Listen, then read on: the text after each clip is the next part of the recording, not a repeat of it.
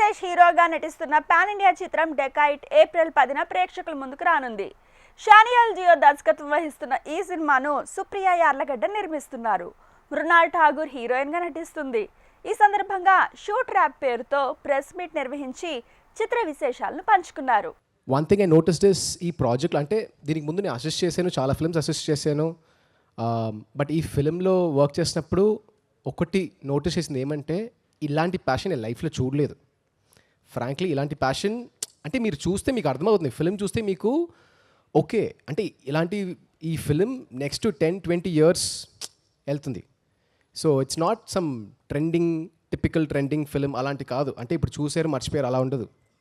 So that started from writing, that started from అంటే pre production process, మళ్ళీ shoot process. So అక్కడ చాలా ఎక్కువైంది. And one thing I was very happy was working with Anurag sir. He's been my అంటే నేను కాలేజ్లో ఉన్నప్పుడు just Anurag sir films చూసి నేను షార్ట్ ఫిల్మ్స్ చేసేవాడు. So I made so many short films and I used to get inspired because of Anurag sir, and everybody in my college were like big fans of him, Chennaiలో. So that is one thing.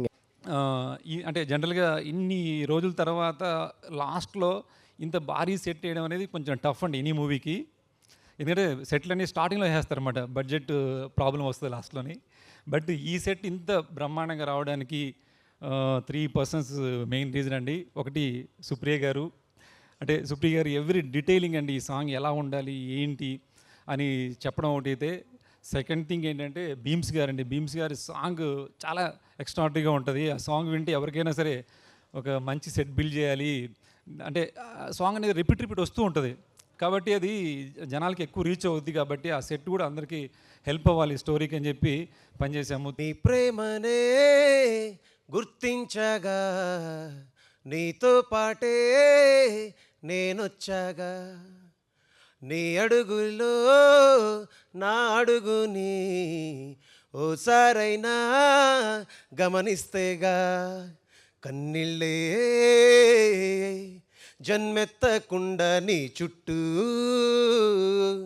చిరునవ్వైపోతా మంటల్లే,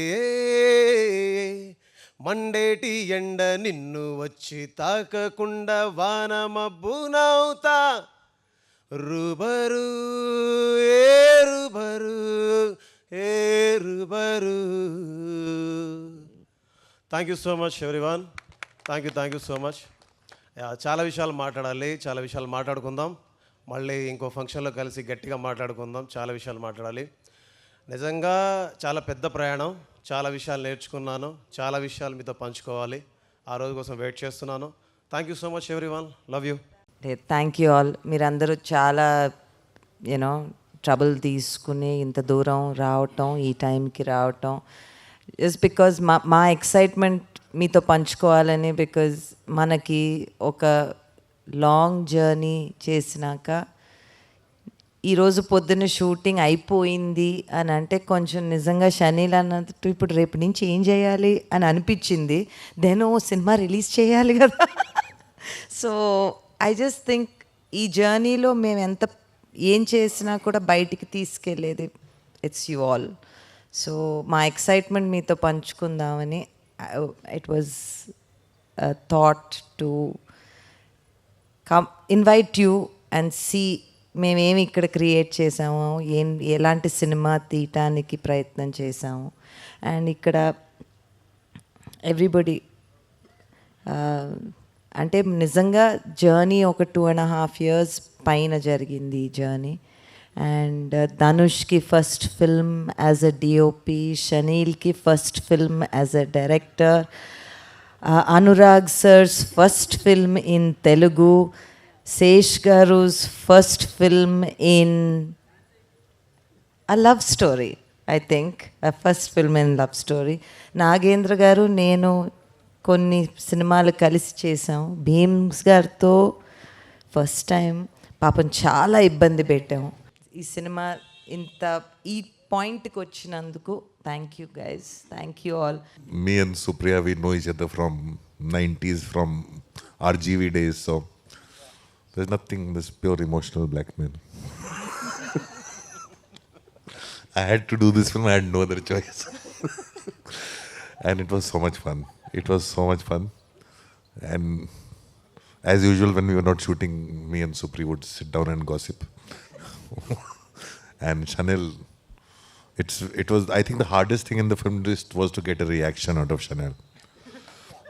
It was harder than doing action. I think today he's talked the most.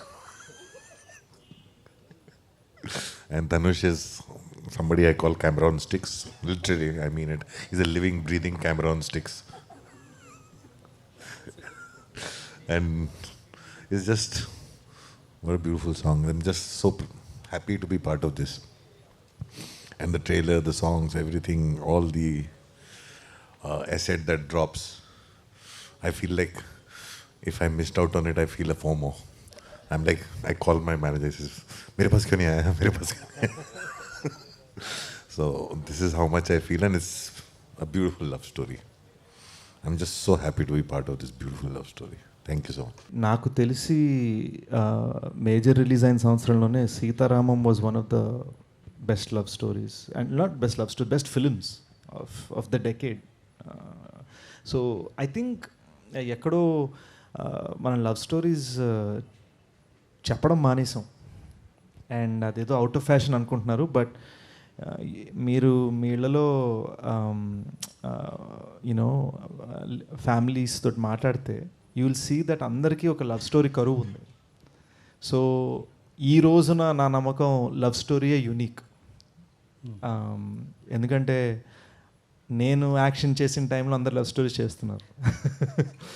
And definitely ఇది ఒక థ్రిల్లింగ్గా యాక్షన్లో చెప్పిన love story. So hopefully నాకు అంటే మనకు ఒక కొట్టిన పిండి genre ఒకటి ఉంటుంది కదా, ఆ జానర్ దాటుతూ వదులుకోకుండా చేసిన ప్రయోగం.